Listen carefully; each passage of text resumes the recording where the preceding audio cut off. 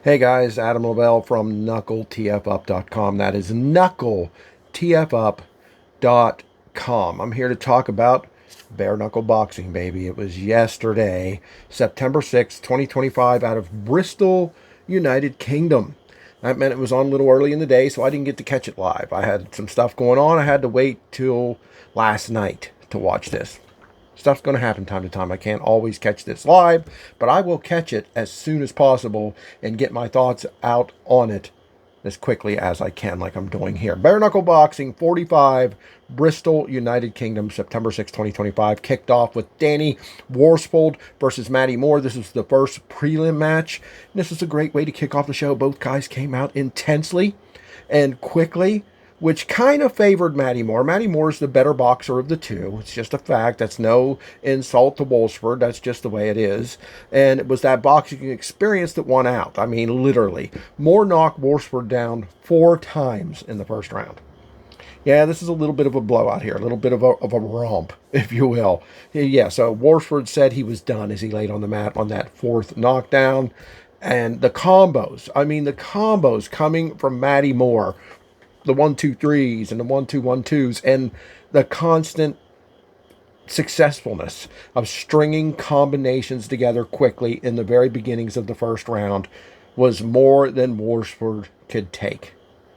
And that won the match by knockout in the very first match of the night in the prelims. Matty Moore stands victorious. I enjoyed that for what it was. It was a quick knockout, guys, but I'm okay with that. Sometimes you want to sprinkle these blowouts in, if you will, and that's exactly what happened here. This was a blowout, but it takes really nothing away from Molesford. He lost to the better fighter. I'm pretty sure there's some rumblings going around that Danny said if he lost this fight, he would be done, he would retire, but I'm not going to hang that over his head. Sometimes people use emotions to make decisions and make statements like that, so we'll have to wait and see what Danny Worsford does after this decision that saw Matty Moore take him out, knock him down and out in the first round. The next fight on this show, Bare Knuckle Boxing BKB 45, was Craig Harrison taking on Corey Healy.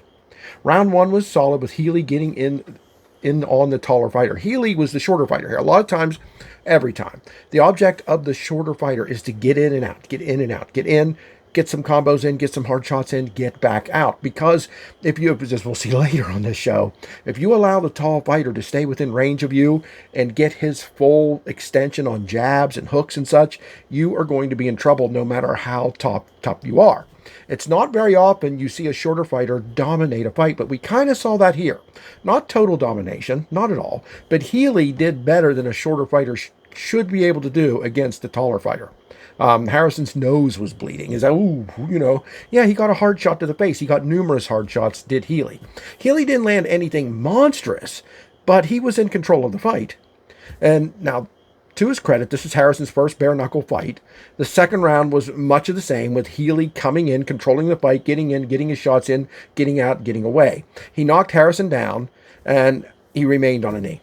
So Healy just got in on him and got his shots in so many times. Harrison went down to one knee. Now, here's something we have to point out. Healy did hit him while he was on his knee, when he was down. A downed opponent is not supposed to be struck. Now, the ref, the commentary was explaining it. They think the ref just saw it as momentum carried him. I don't know.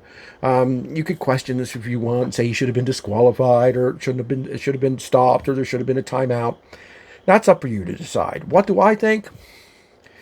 I don't think he did it with malintent. I don't think he think, oh, that guy's on his knees, watch me kill him. You know what I mean? I really don't.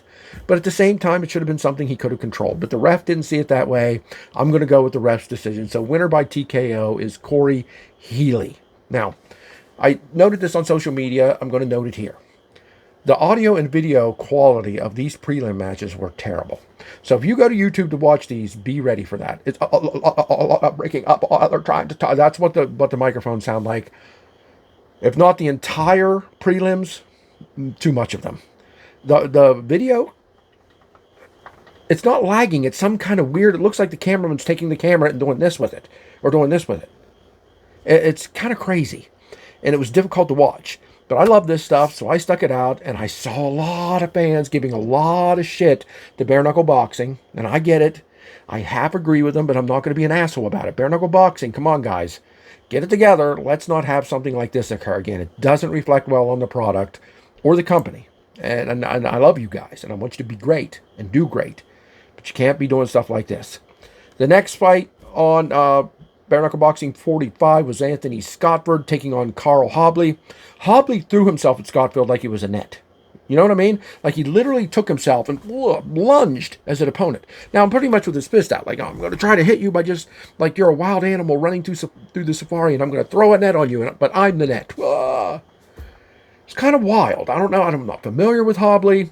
Maybe that's always his style. Every ounce of his weight into a gigantic hook or overhand that literally threw his body at his opponent. Scottford clearly didn't like this. It's not against the rules, but he didn't like this. And at one point, very shortly into the first round, Scottford just moved out of the way and disregarded Hobley as he went by. You know what I mean? As anybody might do. Someone throws themselves at you, you step out of the way and sort of shove them in the shoulders and in the upper back area as they go by. Well, what's the big deal with that? Well, the big deal with that, Hobley fell out of the ring.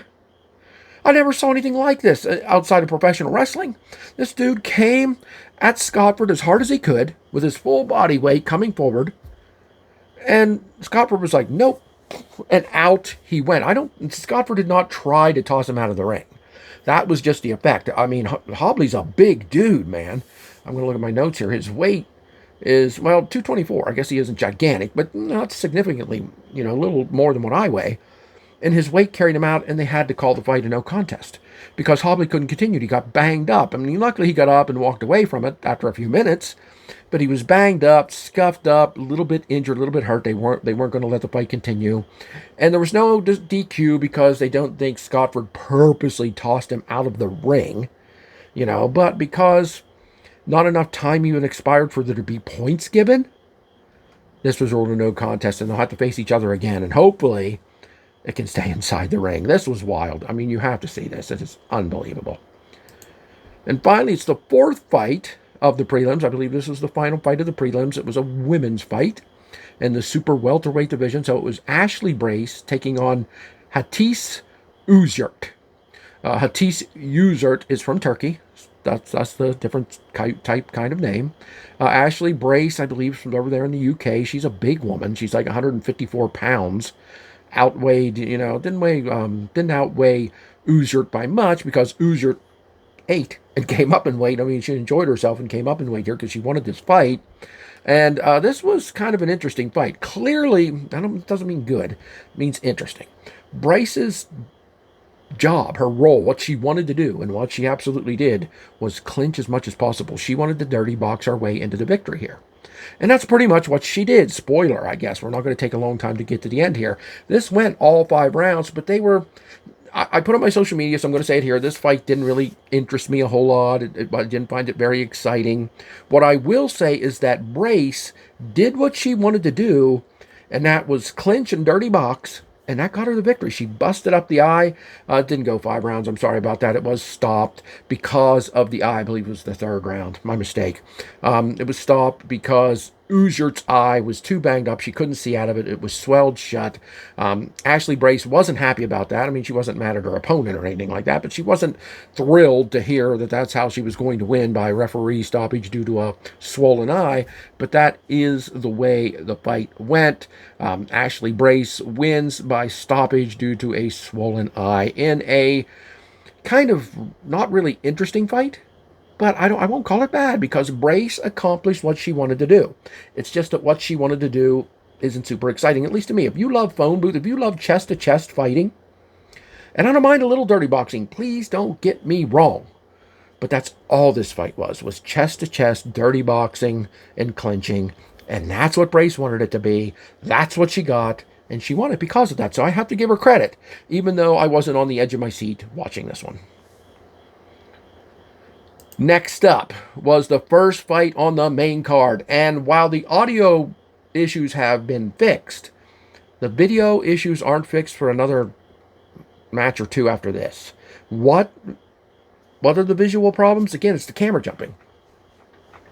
Be like if I was sitting here talking to you doing this. Yeah, I enjoyed this fight very much, but that'd drive you crazy, right? Who wants to sit and watch me do that?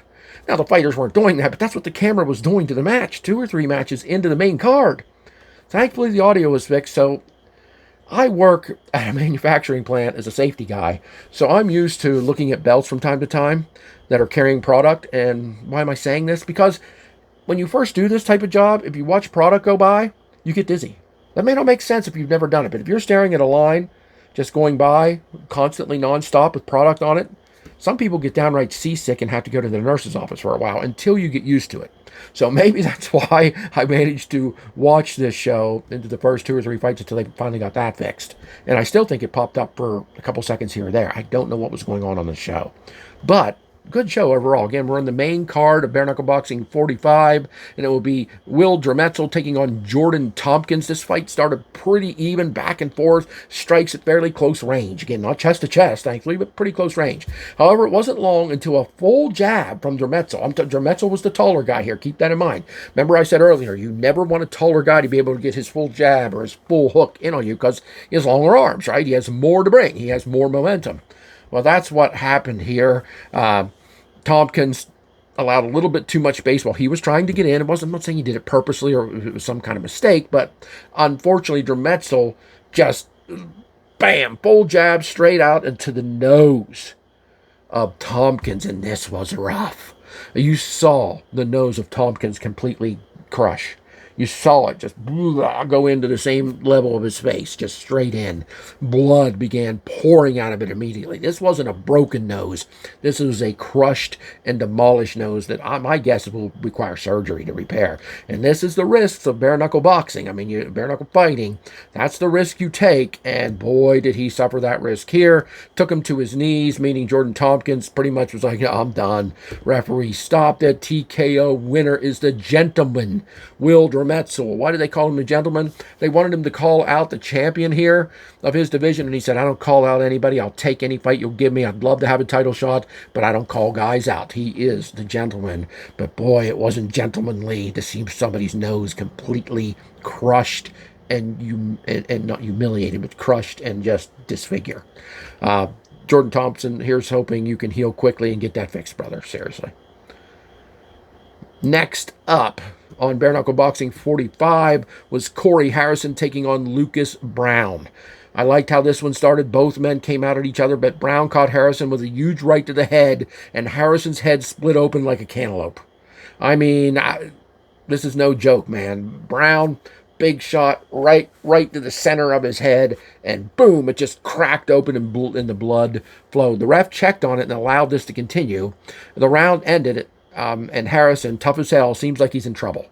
Okay, at the start of the second round, they immediately checked the cut on Harrison's head again. This time, they decided it was too bad to allow the fight to continue. The blood was running into Harrison's eyes, and as such, Lucas Brown wins by TKO. He said he was happy to win, of course. He was excited to win, of course. Wished it didn't have to stop that way, but these things happen in bare knuckle boxing. Again, a quick fight, but a cool fight. I am cool with watching dominant fights. Do I want to see every fight in the card be a first round knockout because somebody just controlled and dominated the fight? Of course not. If every fight in the card would be over in 45 minutes, and it'd be like, oh, okay.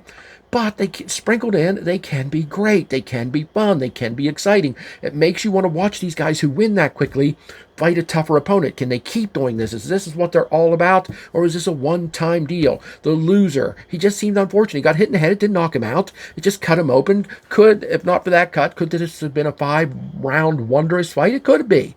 That leaves a lot of questions. But one of the best things about bare knuckle boxing is it's 1,000% unpredictable. More than 100%. Silly as that is, I know. It's just unpredictable, and I love it for that reason. It's the number one reason I love bare knuckle boxing. You can't predict it. You can try, but I don't. I know people love betting on this stuff. I don't. I'm not going to bet on something that's this unpredictable, and I don't want to take people's fun away, but just how I feel.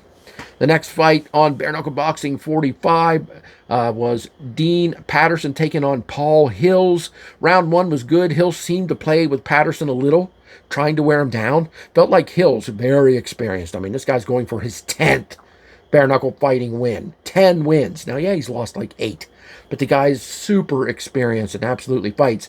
And it felt like he was playing around a little bit, but I did feel like Patterson might have won that first round.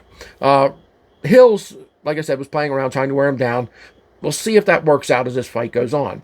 It did indeed work out as Patterson came out harder and faster against Hills, and Hills seemed to be biding his time. And I've seen this in a lot of fights.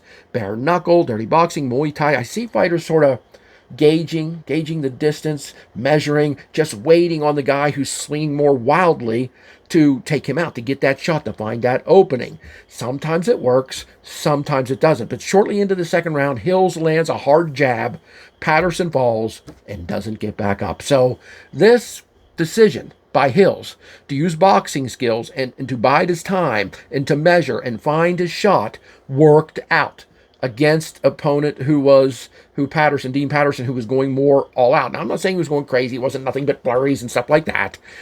He was somewhat measured, but not as measured. He was going for the win with as much stop as he could, and Hills hung back, picked him off here or there until he found that shot into the second round and won by knockout. And another very enjoyable fight. I love when the styles are a little bit different like that. It can lead to some excitement. Next match on Bare Knuckle Boxing 45 was Vladimir Skirtu versus Rob Boardman. These two men came out swinging strong and heavy. It looked like Skirtu was hitting heavier to me, but apparently I was wrong because Boardman threw a hook. Threw several hooks. I mean, he was relying on hooks, sort of coming in and throwing hooks. And they worked out as Skirtu went down shortly into round 1 from big overhand hooks. Just to the untrained eye, not that I'm super trained and experienced in this, but maybe to a brand new person to this stuff, it might have looked a little bit like Skirtu was planning something. It might have looked a little bit like Boardman was flailing wildly. He was not. But Boardman's strategy of throwing big hooks into Skirtu, who looked to be the bigger, broader, tougher man to me, just by looking, you know. He was almost 10 pounds heavier. He was several inches taller, but it did not work out. In the end, Rob Boardman, in his bare knuckle boxing debut, wins the match. Next up on Bare Knuckle Boxing 45, the 5th fight on the main card was Joe Smith versus Simi Doherty. Okay, now, what do I say about this fight? I didn't love it. Not because it was bad. Again, it was a lot of back and forth. I have to give you that much. I thought Smith got a lot of clinching in and good action. Tough to call a winner of round 1. Much of the same in round 2, except even more clinching. There was a lot of clinching here. Now, I mentioned that in the women's fight, right? I mentioned that in the women's fight. Now, and I said that didn't excite me. So you're going to label me a certain type of fan, right? I don't think that's fair. The women's fight, at least the clinching that didn't excite me, got the job done, right? The fighter doing the clinching did a lot of dirty boxing and got the win, right? There wasn't a whole lot of fighting within the clinch here. There was some, don't get me wrong, a little. But for the most part, they're just hugging it out. They're just sort of holding on to each other. I don't know. Simi even got a point deducted for headlocking. That's how much they were clinching. Getting his partner in a headlock. Not his partner, his opponent. Partners, they weren't dancing at him. But he got him in a headlock and did that so often he loses a point for that. In the 5th round, saw a little bit more flurries, a little bit more actions in the 5th round, but still a lot of clinching. Not a lot of work in these clinching over the past 4 rounds. Simi was warned over a headbutt in this round, so now he's lost a point for headlock. He's been warned for a headbutt, but Smith loses a point for hitting Simi in the back of the head. So in a way, this fight was a little sloppy. Both guys lost points. One guy lost a point and was warned for a different infraction. And they're doing lots of non-active clinching. Okay, so this was my least favorite fight of the night by far. It went to the judges. Of course it did, because nobody really hit anything big time on the other. They were too busy headbutting, clinching, and headlocking. This just wasn't great. The judges decided that they gave the win by split decision to Simi Doherty. I can't say who won because, really, I don't care. Because both guys fought kind of sloppy. I will never say lazy because you got to be conditioned as hell to do this stuff. You got to be tough as hell. You got to be badass as hell. And even guys who fight a fight that I don't enjoy are all those things. Absolutely. This fight wasn't for me. Simi wins by split decision. At least it was a split decision because nobody deserved to win that fight unanimously. Next up on Bare Knuckle Boxing 45, the sixth fight on the main card, Dan Laurel took on Jack Marshman. Okay? Both men came out slugging hard, and it was Laurel that slugged the hardest. And in 59 seconds, he knocked Marshman flat out. And it's Marshman, not Marshman. Knocked him out. Winner by first round knockout is Dan Laurel. Look, not much to say. Laurel is a beast. Marshman is too. But here, Laurel was the bigger and the badder beast. I like this guy's look. You know, I've been interviewing some fighters. You know, if you have, hopefully you've seen them. Hopefully you've seen my interview with Austin Spivey, and you've seen my interview with Kat Connor. I would love to interview Dan Laurel. There's just certain fighters that give me a vibe, get me a feel, get me thinking that they are a big deal, but are going to be even a bigger deal. And I'm going to try to reach out to Laurel. I loved what I saw here. He was my favorite fighter of this night, by far. Next up, Bare Knuckle Boxing 45, seventh fight on the main card was James Connolly taking on Martin Reffel. Now, this was an interesting fight. Round one went to Reffel because Reffel came out and I'm not saying completely brawled. He really wanted to throw. He really wanted to get in there. He really wanted to mix it up, right? And nothing wrong with that. And honestly, Connolly got in there and did it with him, and I think lost out a little bit because Connolly is known as a boxer. This is bare knuckle boxing, but he really knows the boxing game. That's not saying Reffel doesn't, but Reffel isn't up on the same level as Connolly, and it was clear that Connolly's corner told him that after the first round, which I believe Connolly lost, because he came out and again made the fight a little less exciting if you think excitement is just blaring at each other and going at it and trying to kill each other, right? Trying to knock each other out, damn it. Then this fight was boring to you. This is an example of not being able to pigeonhole me into what I absolutely want to see all the time because I enjoyed this. Okay, Connolly used the sweet science to take apart Martin Reffel, and it was a joy to watch. Not because I have anything against Martin Reffel at all. Good guy, solid guy, got kind of a cool look to him, cool haircut, he stands out. But he stood down here because he just got taken apart. Not murdered, not killed, not busted wide open, although his ear was bleeding profusely. He was just taken out by a better boxer, and you could sit there and see it happen. Reffel wasn't lost. Reffel got his offense in. Don't get me wrong. But Connolly, man, his evading, boom, counter-fighting. When counter-fighting is done right and well and superbly, it's incredible to watch. And that's what we watched here. James Connolly wins by unanimous decision. And in this case, it was clear that's what it was. Even though I thought Reffel won the first round, Connolly picked him apart so badly, I have no problem with him winning every round. I just don't. I just don't. Good fight. I mean, like an excellent looking and working fight. It really was. And as a main event, that match was terrific. Just by the display of incredible boxing by James Connolly. Do I want to see that in every fight? No.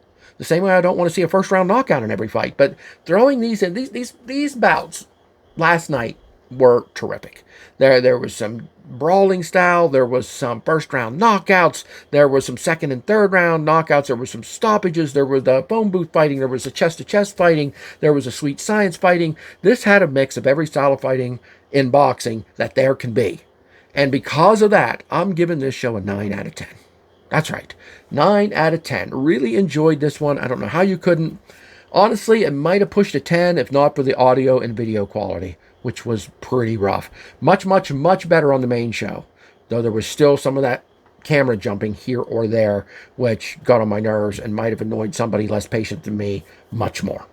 But hey, 9 out of 10 is a great score. Another great solid show from Bare Knuckle Boxing. I can't wait to see where else they go. I'm going to reach out for some interviews because I love doing them. They've been working out great. Check them out if you haven't at knuckletfup.com or on the YouTube page. Speaking of, please subscribe to the YouTube. I'd greatly appreciate it. I am Adam Lavelle of knuckletfup.com, and I'll be back to talk about more fighting, bare knuckle boxing, dirty boxing, one championship Muay Thai. I got it all covered, baby, or at least the best of the best covered. And I'll be back before you know it.